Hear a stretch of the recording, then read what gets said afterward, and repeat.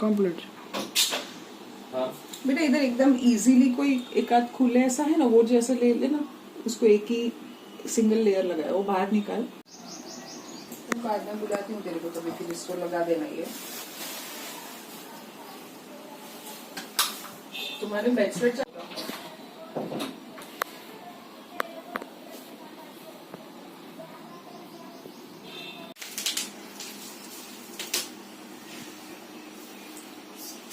એનું એક ઉપરનું ખાલી એક કાઢી કાઢ।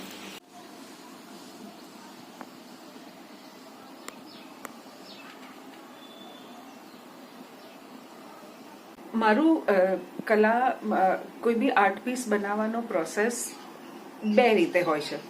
કોઈક વાર મને જે ફેબ્રિક છે એમાંથી જ ઇન્સ્પિરેશન મળતું હોય છે, એના જ ફોર્મ્સ, એનામાં રહેલા પ્રિન્ટ્સથી ઇન્સ્પિરેશન મળતું હોય છે। જ્યારે કોઈક વાર મારા મગજમાં એક કોઈક પિક્ચર છે કે જેને મારે ડિપિક્ટ કરવું છે, તો હું પછી એને એટલે બેઝિકલી સ્ટાર્ટ થાય છે બેઝથી, આઈધર આવું પ્રિન્ટ હોય કે આ પ્લેન હોય।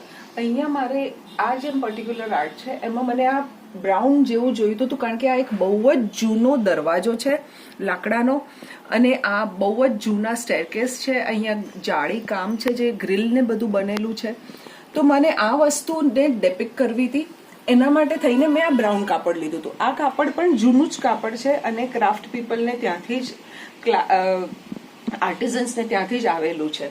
સો આમાં મેં એ રીત આ બધું જ સ્ટિચ વર્કથી મેં એના પાર્ટ્સ બનાવવાનું કર્યું છે, આ કઠેરા બનાવવાનું કર્યું છે। આમાં મને સૌથી વધારે મજા આ જે મેટલ ગ્રીલ મેં ક્રિએટ કરી છે અને આ આખી દોરાઓથી કરી છે એ હતું। પ્લસ મને આ લેડીને ત્યાં એક છટાથી ઉભેલી છે જે સ્ટેર્સ ઉપર, જે એની જે એલિગન્સ છે વિમેનની, એ હું અહીંયા ડેપિક્ટ કરવા માંગુ છું।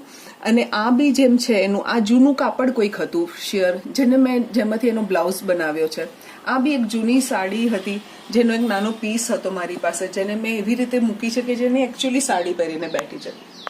સો આ જે આર્ટ છે એમાં બહુ જ બધી ડિફરન્ટ ટેકનિક્સ ને વસ્તુઓ મેં બહાર લાવવાની કોશિશ કરી છે, કે એનું થોડું 3D સ્ટ્રક્ચર, એનું આ રીતનું ફોર્મ, હ્યુમન ફોર્મ, એના વાળ જે બહુ જ ઘૂંઘરાળા હતા, અને એમાં કલર્સ મેં બહુ અનયુઝ્યુઅલ વાપર્યા છે, અને આમાં મેં બહુ જ બધી સ્ટિચીસનું ઓવરલેપિંગ છે, જેને લીધે એક શેડ અને લાઇટનો ઇમ્પેક્ટ આવે છે। આ એક બહુ જ જૂનું બ્લુ કલર, જે તમને યાદ હોય તો બહુ પહેલા આવો લાઇટ બ્લુ કલરના દરવાજાઓ બહુ હોતા હતા। સો આ એક એવો જૂનો જ દરવાજો છે, અને આ ગ્રીલ વર્ક છે, અને એ આખું મેં અહીંયા બતાડવાની કોશિશ કરી છે।